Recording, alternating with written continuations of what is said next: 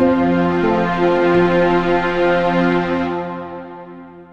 first piece is our blog editorial calendar. This is how we keep up with what content is going to go on the blog, when it's going to go on the blog, the type of content, who's supposed to do it, all that kind of stuff.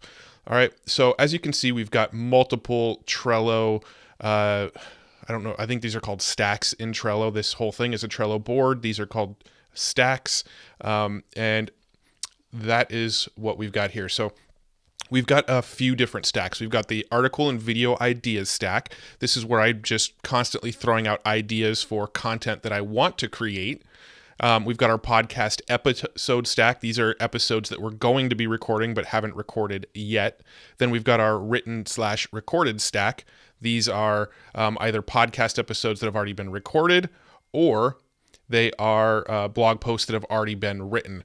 And then we've got our editing/graphics stack. So basically the next piece of content that is up to be worked on is kind of in the editing and graphics section. That means we're working on a featured image for it. We're doing another pass on it for grammar and any sort of editing. And then once I actually put it into WordPress and it's scheduled to go live on a specific date, it gets dragged over to the scheduled tab there. Then we've got our published/promotion tab. Once a card ends up on this tab, that means it's live on the blog and it's time to start promoting it. And then we've got our all tasks complete tab stack over here. And this is all the stuff for the current month. Once the month is up, then I archive these cards that are in this stack here. So let me do a more in-depth breakdown of how this whole thing works. Now, first off, you'll notice all these different colors. You'll see yellow, you'll see red, you see blue, you see green. All right, so what this means is yellow is new content ideas. That's what the yellow stands for. If I hover over it, you can actually see it says new content idea. So this is content that hasn't been created yet. It's nowhere to be found. It's just an idea, something that we want to create eventually. All right, the red means it's a video. So red tabs mean it's video content that will be going on our blog and YouTube and Vimeo and our various other, video platforms that are out there. So yellow means a new idea. Red means that it's a video. Blue is actually podcast content. So you can see if I hover over it, that's podcast episode. And then green means it's existing content. So we're going to be doing a lot of repurposing of a lot of our existing content that we've created over time, updating it and getting it on the blog, because we've never released a lot of it publicly. It was previously only made available for paid customers. So a lot of it we're reworking it to add to our blog. So green is existing content, blue podcast, yellow new content, red is video. So that's just kind of how our color coding system works. So the sort of flow when we decide to create a new piece of content is I would come here and I would click add a card. Okay, so let's say I want to write a blog post about how to optimize a Facebook ad, just for example. I would come here and put how to optimize a Facebook ad. Okay, and then I'd click add so that card is now there.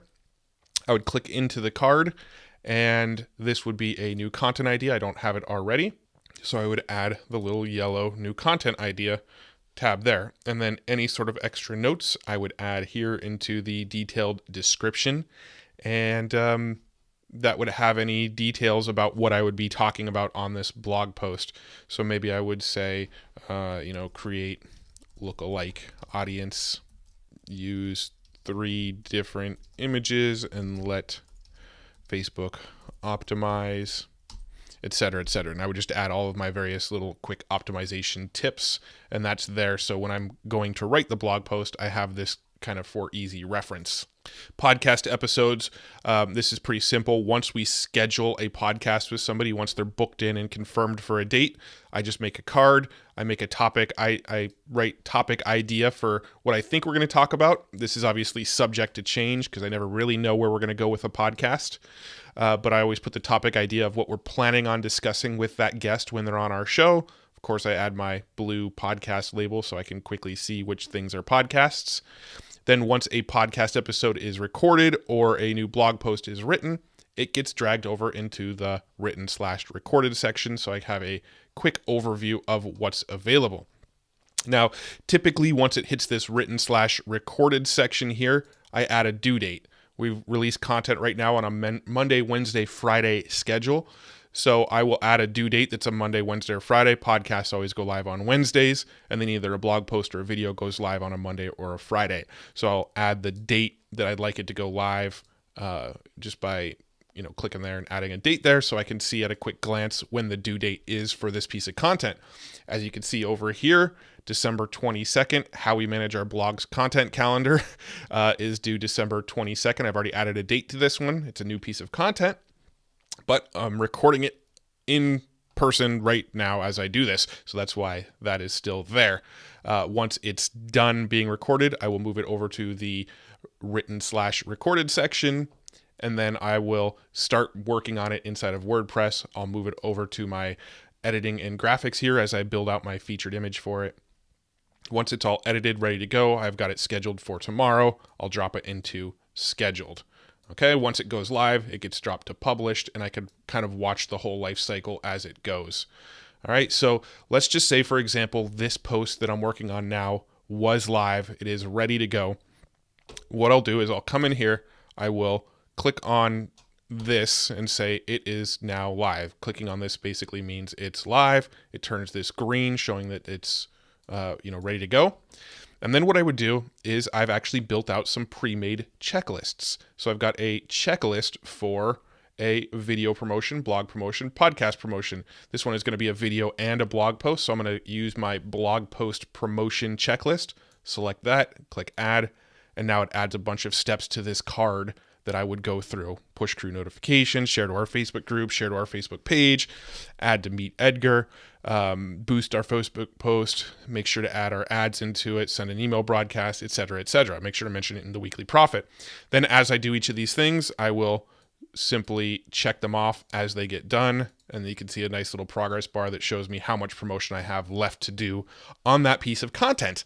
And up here, you can see 4 out of 15 items are done on this piece of content based on what I just checked off, right? So this would go into my publish tab here, and you can see some of these other pieces of content. I still have more promotional items to finish on them.